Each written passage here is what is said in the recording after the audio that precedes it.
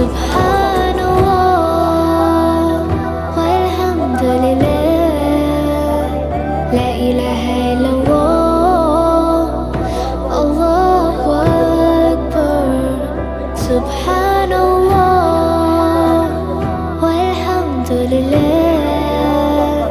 la ilaha illallah, Allahu akbar. Subhanallah.